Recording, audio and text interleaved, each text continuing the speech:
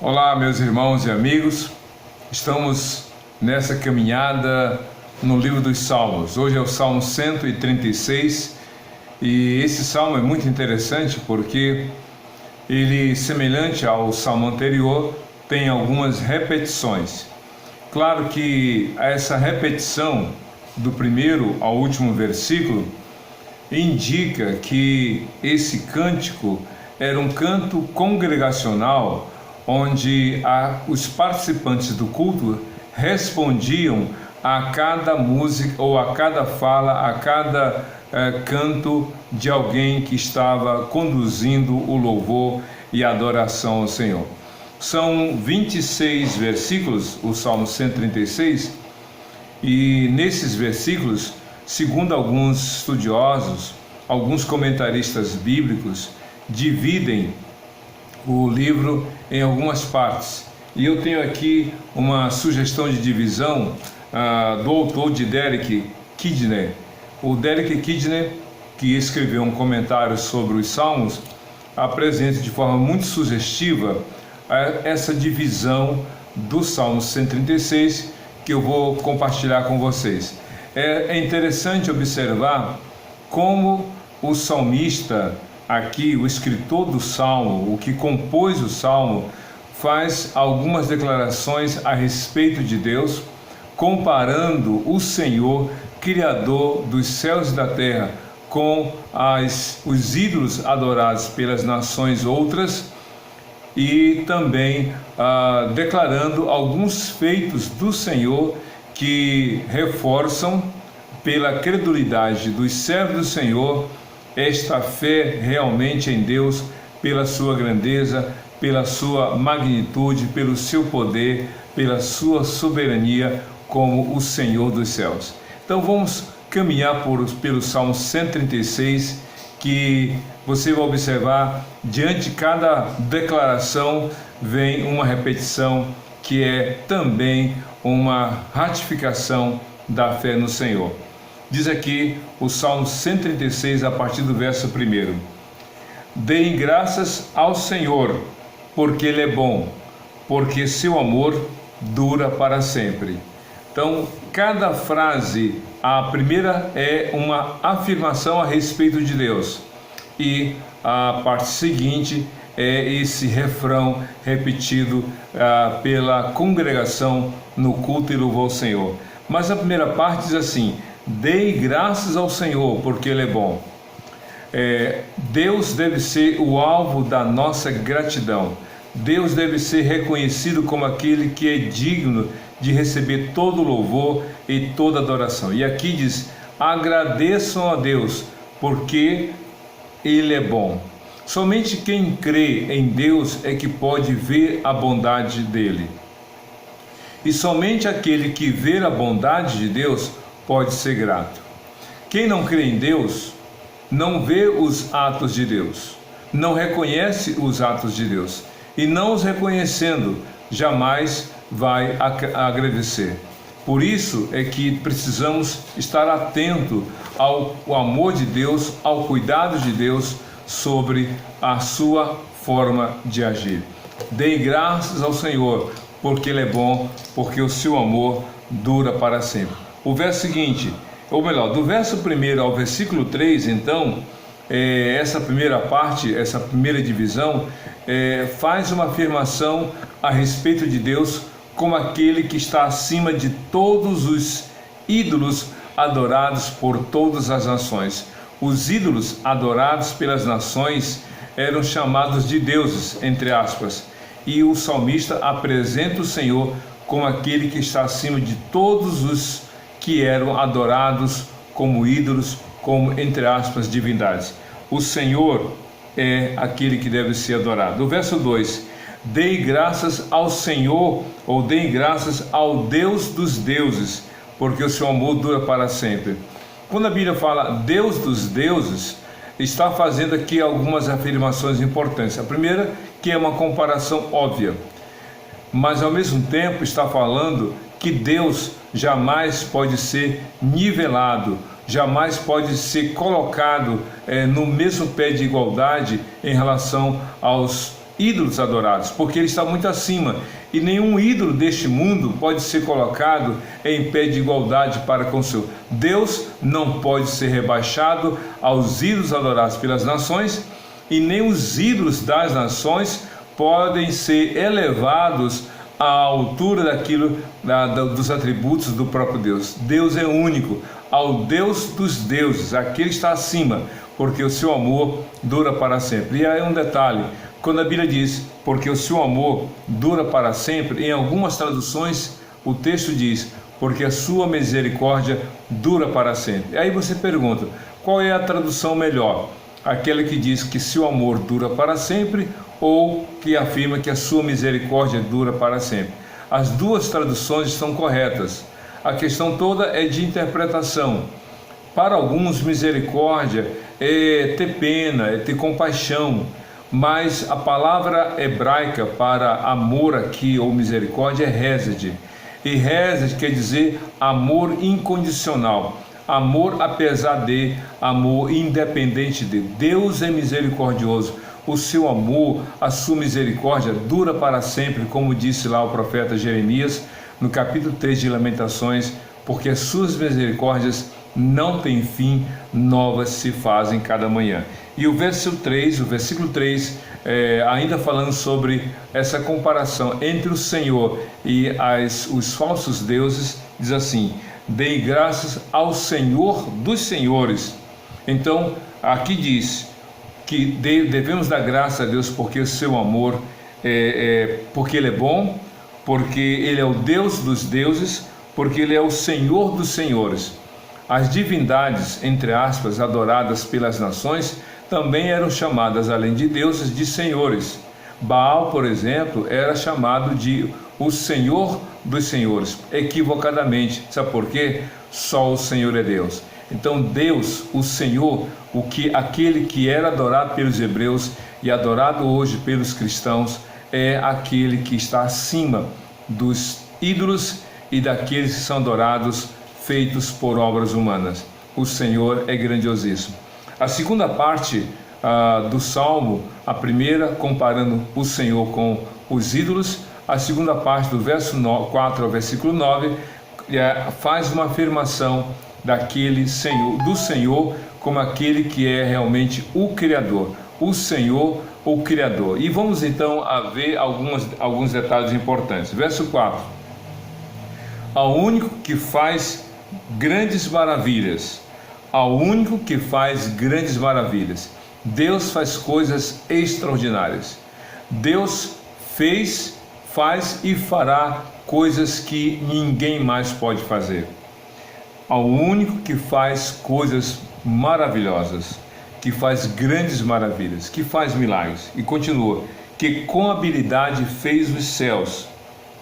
Deus fez e faz coisas maravilhosas, faz maravilhas que deixam a gente sem entender. O Deus que criou as galáxias, como a Via Láctea na qual estamos inseridos dentro do sistema solar, nós vemos através dos telescópios na Terra e aqueles que orbitam a Terra, a gente consegue ver as constelações, as estrelas de diferentes dimensões. Nós ficamos maravilhados com a grandeza do poder de Deus. Mas através do microscópio a gente vê a célula, a gente vê os componentes minúsculos das células. Como por exemplo, recentemente a ciência descobriu que o DNA da mitocôndria, a mitocôndria é um componente da célula humana, mas a célula da mulher, a mitocôndria da célula feminina, tem o DNA, e esse DNA é que determina a geração, a genealogia, digamos assim. E aí a ciência descobrindo o DNA da mitocôndria da célula da mulher, então essa mitocôndria determina, e já foi comprovado, de que todos nós descendemos de uma só mulher, porque é o DNA da mitocôndria que passa de uma geração para outra, não é do homem, da mulher. e já foi comprovado pela ciência de que todos somos descendentes de uma só mulher, e isso nos reporta ao que a Bíblia diz em Gênesis, que Deus criou o homem e a mulher, e a mulher se tornou aquela que, por meio da qual a humanidade foi seguir no seu curso, porque a perpetuação da humanidade na Terra foi a partir do primeiro casal, Adão e Eva, e todos somos descendentes de Eva como gerações. Que coisa maravilhosa, maravilhas. E aqui diz que com habilidade fez os céus. Então, se ficamos impressionados com as galáxias, com os planetas, nós também ficamos embasbacados com os seres tão diminutos que só podem ser vistos por microscópios. Nós estamos acostumados a conhecer seres aeróbicos que respiram o oxigênio, que vivem com base no oxigênio, mas a ciência descobriu há muitos anos que existem seres anaeróbicos que não precisam do oxigênio para viver. Que coisa impressionante! Então, é a grandeza de Deus. No verso 6, que estendeu a terra sobre as águas, porque o seu amor dura para sempre. Que estendeu a terra sobre as águas. Primeiro vieram as águas e depois a terra, e a terra é sustentada sobre as águas. Que coisa maravilhosa! No verso 7, que fez os grandes luminares, e aí vem a repetição, porque o seu amor dura para sempre. E no verso 8, o sol para governar de dia. No verso 9, a lua e as estrelas para governar a noite. Se você ler o texto de Gênesis capítulo 1, você vai observar que primeiro Deus criou a luz, haja luz, e aí veio a separação entre dia e noite. Depois veio o firmamento, segundo dia. Depois veio então a porção seca, e a porção seca produziu as plantas. E no quarto dia veio então a criação do sol, da lua e das estrelas. E aí você vai ver, como assim?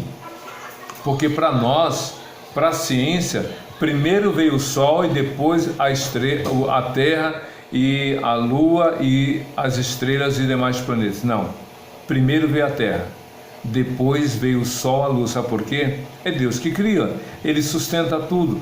O cronograma foi estabelecido por Deus. É claro que depois que Ele estabeleceu, Ele criou tudo, Ele estabeleceu como deveria funcionar. E Deus diz lá em Gênesis capítulo 1, quando fala da criação do sol, da lua e das estrelas.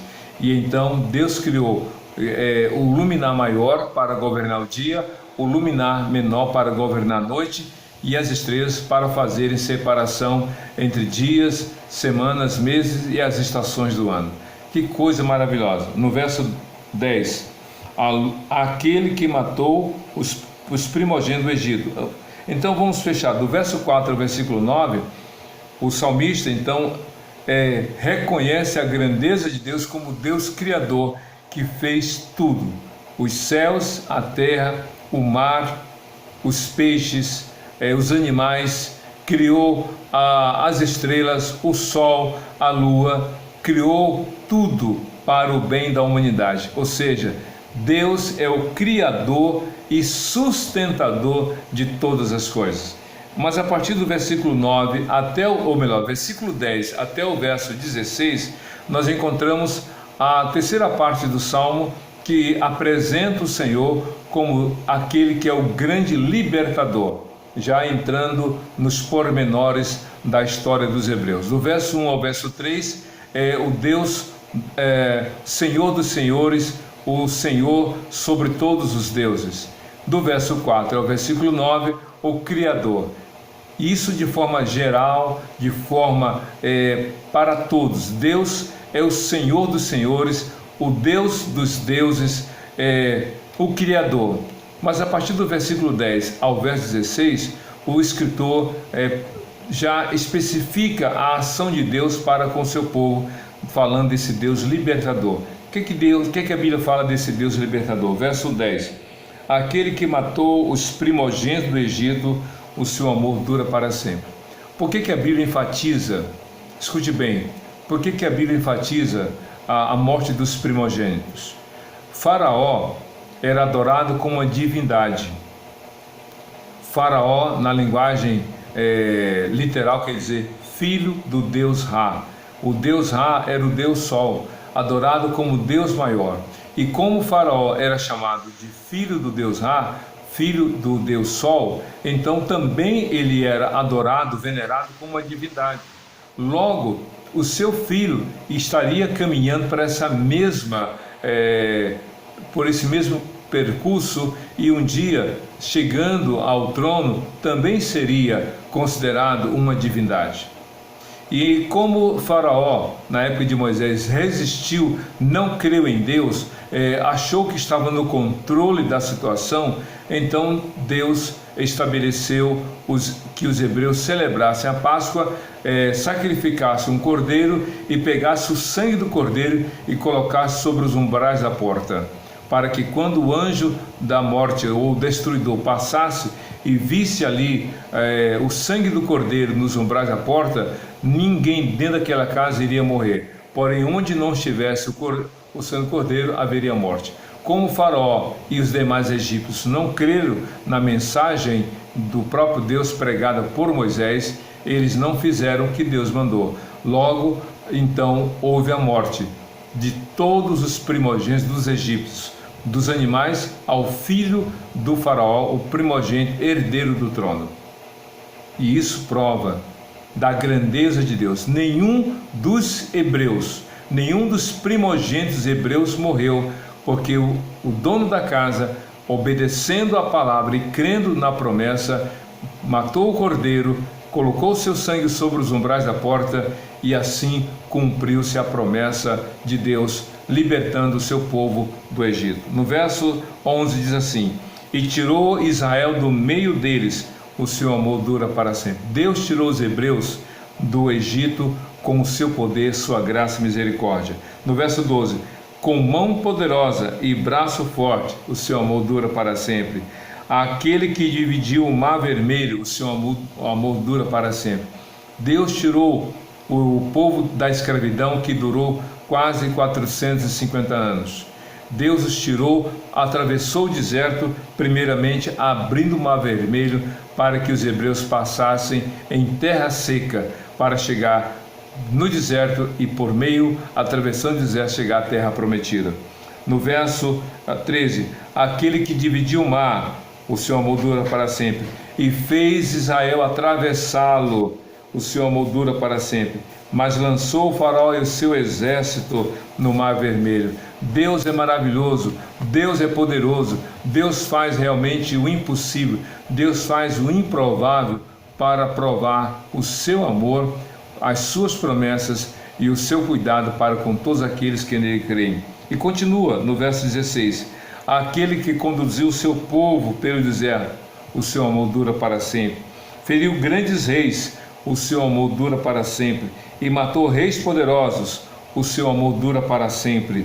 Seom, rei dos amorreus, o seu amor dura para sempre. E Og, rei de Bazã, o seu amor dura para sempre. Aqui nós podemos ver exatamente o Senhor agir sobre os hebreus. Do verso 10 ao verso 16, até passamos um pouco, do 10 ao 16 é o Deus libertador, que tirou os hebreus do Egito, que abriu o mar vermelho, que atravessou o mar vermelho, que caminhou pelo deserto. Sabe por quê? Porque Deus é libertador. Existem vários tipos de prisão que o ser humano pode estar sujeito a vivenciar: a prisão física, a prisão emocional e a prisão espiritual. A prisão física é aquela em que a pessoa não consegue exercer o seu direito de ir e vir. Os hebreus estavam no Egito como escravos. Eles não podiam sair e voltar a hora que quisessem. Os egípcios sim, tinham total liberdade, os hebreus não. É prisão física. E hoje, em pleno século XXI, nós temos os cárceres, as prisões, as penitenciárias de segurança máxima, pessoas ali que estão enclausuradas, que perderam o direito de ir e vir. É prisão física. Mas o segundo tipo de prisão é prisão emocional. As pessoas que estão presas pelo medo, pela angústia, pela depressão, pela culpa, e são pessoas que, embora fisicamente podem se deslocar de um lado para o outro, essas pessoas estão limitadas por esses pensamentos, por essas ideias que passam pela sua mente. E o terceiro tipo de prisão é a prisão espiritual. São pessoas que estão vivendo sobre a ação maligna, que são, na verdade, sujeitas à escravidão maligna. O diabo domina, impõe ideias, impõe situações onde elas não conseguem se libertar, como o gadareno, que era um homem possesso por quase 6.000 demônios. Pois bem, Jesus tem o poder para libertar da prisão espiritual, da prisão emocional e, quando necessário, da prisão física. Aquele que está preso na cadeia, na penitenciária, porque cometeu um delito, só deverá sair quando cumprir a pena. Mas antes de sair da prisão física, ele já pode ser liberto da prisão emocional e espiritual. A gente tem muita atenção ao que está preso fisicamente e aqueles que estão presos emocional e espiritualmente. Deus é o libertador. Jesus veio para libertar e salvar os cativos. Jesus falou isso em Lucas capítulo 4, quando repetiu as palavras de Isaías capítulo 6, versículo 1. Pois o Espírito do Senhor está sobre mim, e Ele me ungiu para pregar boas novas aos mansos e libertar os cativos. Ele disse: e conhecerão a verdade, e a verdade os libertará. Se, pois, o Filho os libertar, verdadeiramente sereis livres. Então Deus é o verdadeiro libertador, seja da prisão física, emocional e sobretudo espiritual. E continua, do verso 17 ao verso 22, é o Deus vencedor. Eu já tinha lido, vou repetir o verso 17. Feriu grandes reis, o seu amor dura para sempre, e matou reis poderosos, o seu amor dura para sempre. Seom, rei dos amorreus, o seu amor dura para sempre. E Og, rei de Bazã, o seu amor dura para sempre. E deu a terra deles como herança, o seu amor dura para sempre. Como herança ao seu servo Israel, o seu amor dura para sempre. Como a gente lê o Salmo 135, e também em outros salmos a gente vê essa referência à vitória que os hebreus tiveram sobre vários reis que ao longo do percurso pelo deserto tentaram destruir os hebreus, os amalequitas e outros povos, principalmente Og e Seom, esses reis poderosíssimos que tinham um exército poderosíssimo, mas que foram vencidos, porque Deus estava com seu povo. Eu gosto muito daquela frase, escute bem o que eu vou falar. Muitos sem Deus é minoria, um com Deus é maioria.